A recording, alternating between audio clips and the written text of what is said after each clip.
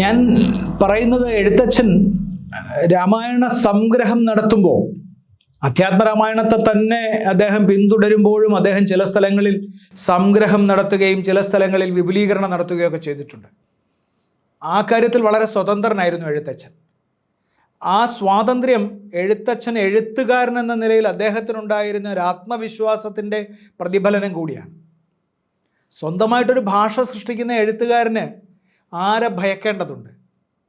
നമ്മൾ സ്വന്തമായി ഭാഷ സൃഷ്ടിക്കാതിരിക്കുകയും നമ്മൾ നിരന്തരം ഇങ്ങനെ അനുകർത്താവായിരിക്കുകയും മറ്റാളുകൾ എഴുതിയതിനെ മാത്രം നമ്മൾ വീണ്ടും വീണ്ടും ആവർത്തിക്കാൻ ശ്രമിക്കുകയും ചെയ്യുമ്പോഴാണ് നമ്മൾക്ക് ആ ഒരു വാക്ക് ശരിയാണോ എന്ന് എനിക്കറിഞ്ഞുകൊണ്ട് ഒരു ആത്മഭീരുത്വം ഉണ്ടാകുന്നത്. നമുക്ക് നമ്മളെ തന്നെ ഉള്ളിൽ ഭയമായി തുടങ്ങും. ആ ഭയത്തെ മറയ്ക്കാനാണ് നമ്മൾ ബാക്കിയുള്ള എല്ലാ ആലഭാരങ്ങളും ഉപയോഗിക്കുക. എഴുത്തച്ഛൻ അതിൻ്റെ കാര്യം ഉണ്ടായിരുന്നില്ല. വളരെ സാധാരണക്കാരനായി തിരൂരിൽ ജീവിക്കുകയും അതിനും അപ്പുറത്തേക്ക് പോയി ചിറ്റൂരിൽ ജീവിക്കുകയൊക്കെ ചെയ്യുന്ന അദ്ദേഹത്തിൻ്റെ ജീവിതത്തിലെ വളരെ സംഘർഷഭരിതമായ ഒരു ജീവിതത്തിലെ വിവിധ ഘട്ടങ്ങൾ കടന്നു പോകുമ്പോൾ ഈ ആത്മവിശ്വാസമാണ് പിന്നെയും പിന്നെയും എഴുതാൻ പ്രേരിപ്പിച്ചത്. ഇതിങ്ങനെ അനർഗളം തൻ്റെ ഉള്ളിൽ നിന്ന് താൻ തന്നെ ക്രമപ്പെടുത്തി എന്ന് വിശ്വസിക്കപ്പെടാവുന്ന ഒരു ഭാഷയിൽ അനർഗളം പുറത്തേക്ക് വരുന്ന കാവ്യ നിർജ്ജരിയാണത്, കാവ്യപ്രവാഹമാണത്. ആ കാവ്യപ്രവാഹത്തിൽ എഴുത്തച്ഛൻ ചിലയിടത്ത് സംഗ്രഹിക്കുകയും ചിലയിടത്ത് വളരെ വിപുലീകരിക്കുകയും ചെയ്തു. ഞാൻ പറഞ്ഞു, നമ്മളുടെ അഹല്യയുടെ കഥ എഴുത്തച്ഛൻ അങ്ങനെ വളരെ വിപുലമായി പറഞ്ഞൊരു കഥയാണ്. എന്തിനങ്ങനെ പറഞ്ഞു എന്ന് നമുക്ക് ഇക്കാലത്ത് നിന്ന് നമ്മളുടെ നിരൂപണ ബുദ്ധിയോടുകൂടി നമുക്ക് ആലോചിക്കാവുന്നതേ ഉള്ളൂ. അഹല്യ എന്നത് ഗൗതമ മുനിയുടെ ഭാര്യയാണ്. വളരെ സാത്വികയായി പതിവ്രതയായി ജീവിച്ചിരുന്ന സ്ത്രീ. ഗൗതമ മുനി രാമായണത്തിലെ ഒരു പ്രധാനപ്പെട്ട മഹർഷിയാണ്. അദ്ദേഹമാണെങ്കിൽ തപസ്വാധ്യായ നിരതനായി ജീവിക്കുന്നു. എല്ലാ സമയത്തും അദ്ദേഹം കൃത്യമായി അദ്ദേഹത്തിൻ്റെ തപസ്സിൻ്റെയും അദ്ദേഹത്തിൻ്റെ പ്രാർത്ഥനയുടെയും അർച്ചനയുടെയും ഒക്കെ കാര്യങ്ങൾ ചെയ്ത് ജീവിക്കുന്നു. അഹല്യ അദ്ദേഹത്തിന് എല്ലാ തരത്തിലും പിന്തുണ കൊടുത്തുകൊണ്ട് ജീവിക്കുകയാണ്. അവിടേക്കാണ് ദേവേന്ദ്രൻ കടന്നു വരുന്നത്. ദേവേന്ദ്രൻ നമ്മളുടെ വേദങ്ങളിലെ ഇന്ദ്രൻ അല്ലല്ലോ, ഇതിഹാസങ്ങളിലും പുരാണങ്ങളിലും വന്ന ഇന്ദ്രൻ. ഇതിഹാസങ്ങളിലും പുരാണങ്ങളിലും വരുന്ന ഇന്ദ്രൻ ലോഭിയായിട്ടുള്ള ആളാണ്. അയാൾക്ക് ധാരാളം ലോഭങ്ങളുണ്ട്, അയാൾക്ക് അനേകം ആഗ്രഹങ്ങളുണ്ട്, അയാൾക്ക് സകലതും വെട്ടിപ്പിടിച്ചാൽ കൊള്ളാമെന്ന് ആഗ്രഹമുണ്ട്, അയാൾക്ക് താനിരിക്കുന്ന സിംഹാസനം നഷ്ടപ്പെട്ടുകൂടാ എന്ന് വിചാരമുണ്ട്, അയാളിൽ ആസക്തിയുണ്ട്. അതുകൊണ്ട് തന്നെ അയാൾ അഹല്യ എന്ന ഈ യുവസുന്ദരിയിൽ അയാൾ ആകൃഷ്ടനാവുകയും അയാൾ ആസക്തനാവുകയും ചെയ്തു. അയാൾ ദീർഘകാലം അഹല്യയുടെ പിന്നാലെ സഞ്ചരിച്ചിട്ടാവണം അഹല്യ അവസാനം അയാളോട് സഹകരിക്കാമെന്ന് സമ്മതിച്ചത്. അതിന് കഥയുടെ വേറെ പല കഥകളൊക്കെ ഉണ്ട്. അപ്പോൾ അങ്ങനെ അഹല്യ സമ്മതിച്ചിട്ട് ഈ കാര്യം മുനി സന്ധ്യാവന്ദനം കഴിഞ്ഞ് തിരിച്ചു വരുമ്പോൾ അവിടെ വച്ച് അഹല്യയെയും ഇന്ദ്രനെയും കൂടി കാണുന്നു. അവിടെ വച്ച് കാണുമ്പോൾ അദ്ദേഹത്തിന് അത് നേരായൊരു ബന്ധമല്ല എന്ന് അദ്ദേഹത്തിന് തോന്നിയിട്ട് അദ്ദേഹം ചെയ്യുന്നത് രണ്ടുപേരെയും ശപിക്കുകയാണ്. രാമായണത്തിലും മഹാഭാരതത്തിലുമെല്ലാം നിരവധി ശാപങ്ങൾ കാണാം നമുക്ക്. ഈ ശാപങ്ങളെല്ലാം മനസ്സിൻ്റെ ശക്തി കേന്ദ്രീകരിച്ചിട്ട് അത് മറ്റൊരാളിലേക്ക് പ്രയോഗിക്കുകയാണല്ലോ. നമുക്ക് ഏതെങ്കിലും തരത്തിൽ വേദന ഉണ്ടാവുമ്പോൾ, അസംതൃപ്തി ഉണ്ടാവുമ്പോൾ, നമുക്ക് ഭീതി ഉണ്ടാവുമ്പോഴൊക്കെ നടത്താവുന്നൊരു കാര്യമാണല്ലോ ഈ ശാപം.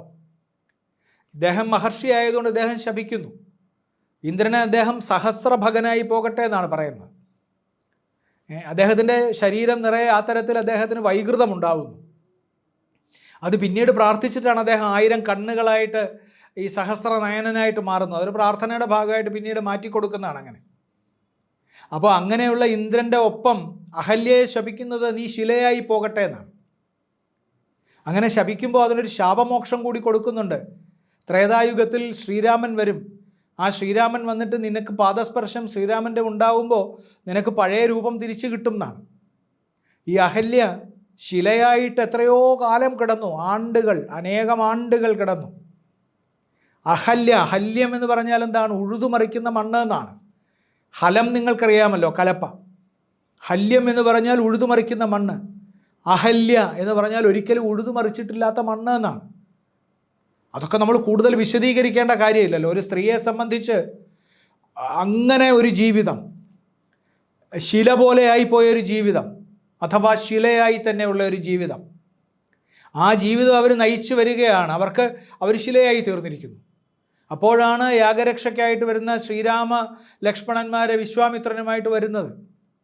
വിശ്വാമിത്രനുമായിട്ട് വരുമ്പോൾ ഈ ശ്രീരാമൻ്റെ പാദം ആ ശിലയിലൊന്ന് സ്പർശിക്കുമ്പോൾ ആ ശില അതിൻ്റെ സകല ജാഡ്യവും ഉപേക്ഷിച്ച് അതിൻ്റെ ആ ശിലയുടേതായിട്ടുള്ള സ്വഭാവം ഉപേക്ഷിച്ച് ഇത്രയും നാളുണ്ടായിരുന്ന അതിൻ്റെ സകല വികാരരാഹിത്യങ്ങളെയും ഉപേക്ഷിച്ച് അത് അഹല്യയായി മാറുകയാണ്. ആ അഹല്യയ്ക്ക് ആദ്യത്തെ കാഴ്ച ശിലയായിരിക്കുമ്പോൾ എല്ലാ വികാരങ്ങളും നഷ്ടപ്പെട്ടാണ് ജീവിക്കുന്നത്. വികാരരഹിതമായി പോയി, വികാരശൂന്യമാക്കി കളഞ്ഞു മഹർഷി അവരെ. അവർ ശ്രീരാമൻ്റെ സ്പർശം കൊണ്ട് അവർ ഉയർത്തെഴുന്നേൽക്കുന്നത് പോലെ എഴുന്നേൽക്കുമ്പോൾ അവരിൽ ആ വൈകാരികമായിട്ടുള്ള സകല അവസ്ഥകളും സംജാതമായിട്ട് അവരാദ്യമായിട്ട് ശ്രീരാമനെ കാണുന്ന ഒരു വർണ്ണന എഴുത്തച്ഛൻ നടത്തിയിട്ടുണ്ട്. അത് ഞാൻ നിങ്ങളെ വായിച്ചു കേൾപ്പിക്കാം. പാപനാശനകരനായൊരു ദേവൻ തന്നെ ചാപബാണങ്ങളോടും പീതമാം വസ്ത്രത്തോടും ശ്രീവത്സ വക്ഷസ്സോടും സുസ്മിത വക്ത്രത്തോടും ശ്രീവാസാംബുജദല സന്നിഭ നേത്രത്തോടും വാസവ നീലമണി സങ്കാശഗാത്രത്തോടും വാസവാദ്യ അമരൗഖ വന്ദിതപാദത്തോടും നിന്നു എന്നാണ്. ശ്രീരാമനെ കാണുകയാണ്. ശ്രീരാമനെ കാണുമ്പോൾ എന്താണ് കാണുന്നത് അഹല്യ? ചാപബാണങ്ങളും വസ്ത്രവും മഞ്ഞ വസ്ത്രവും കാണുന്നു. പിന്നീട് കാണുന്ന ശ്രീവത്സമണിഞ്ഞ വക്ഷസ്സാണ്. അദ്ദേഹത്തിൻ്റെ വക്ഷസ് കാണുന്നു. സുസ്മിതമായ ചുണ്ട് കാണുന്നു. ചിരിച്ചുകൊണ്ടിരിക്കുന്ന വക്രം വായ കാണുന്നു. പിന്നെ അദ്ദേഹത്തിൻ്റെ അംബുജദല സന്നിഭമായിട്ടുള്ള നേത്രമാണ് കാണുന്നത്. അങ്ങനെ താമര വിരിഞ്ഞു നിൽക്കുന്ന തടാകത്തിലെ നേർത്ത ഈർപ്പത്തോടു കൂടിയ കണ്ണുകളാണ് കാണുന്നത്. അത് കഴിഞ്ഞിട്ട് കാണുന്നത് വാസവ നീലമണി സങ്കാശഗാത്രമാണ്. ആ ശരീരത്തെ അങ്ങനെ ആഭരണങ്ങൾ അണിഞ്ഞ ശരീരമാണ് കാണുന്നത്. എന്നിട്ടാണ് അദ്ദേഹത്തിൻ്റെ പാദത്തെ വന്ദിക്കുന്നത്. അഹല്യയുടെ ആ കാഴ്ചയിൽ അടങ്ങിയിട്ടുണ്ട് ഇത്രയും കാലത്തെ വികാരരാഹിത്യത്തിൽ നിന്നും ഇത്രയും സുന്ദരമായ ഒരു ദൃശ്യത്തിലേക്കുള്ള ഉയർച്ചയുടെ ദൃശ്യം. ഇതെഴുത്തച്ഛൻ അല്ലാതെ ഒരാൾക്കിങ്ങനെ എഴുതാൻ സാധ്യമല്ല എന്ന് നമുക്ക് തോന്നും. നമ്മൾ വരികൾ വായിച്ചാൽ മാത്രം പോരല്ലോ, നമ്മൾ അതിനകത്തേക്ക് ഇറങ്ങുക കൂടി വേണം. ശിലയിൽ നിന്ന് സ്ത്രീ പിറക്കുകയാണ്. ശിലയിൽ നിന്ന് വികാരശൂന്യമായിരുന്ന ശിലയിൽ നിന്ന് വികാരമുള്ള, സൗന്ദര്യമുള്ള, നന്മയുള്ള, ഭക്തിയുള്ള സ്ത്രീ ഉയർത്തെഴുന്നേൽക്കുകയാണ്. അഹല്യയുടെ തൊട്ടു മുമ്പുള്ള സ്തുതി നിറയെ നിരവധി ഉപമകളും അലങ്കാരങ്ങളും നാമജപങ്ങളുടെ ആവർത്തനങ്ങളും ഒക്കെ ചേർന്ന ഭക്തി നിർഭരമായ സ്തുതിയാണ്. ആ ഭക്തി നിർഭരമായ സ്തുതിയോടൊപ്പമാണ് അഹല്യ ഈ തരത്തിലൊരു ദിവ്യ ദർശനത്തെക്കുറിച്ച് നമ്മളോട് പറയുന്നത്. രാമായണത്തിലെ അഹല്യാമോക്ഷം എന്ന അധ്യായത്തിന് ഒരു പ്രത്യേക സൗന്ദര്യമുണ്ട് എന്ന് നിങ്ങൾക്ക് ഇനി വായിക്കുമ്പോൾ മനസ്സിലാവും. എന്തായാലും ഇത് മനസ്സിലായിട്ടുള്ളവർ ധാരാളം ഉണ്ടാവും എന്നും ഞാൻ വിശ്വസിക്കുന്നു.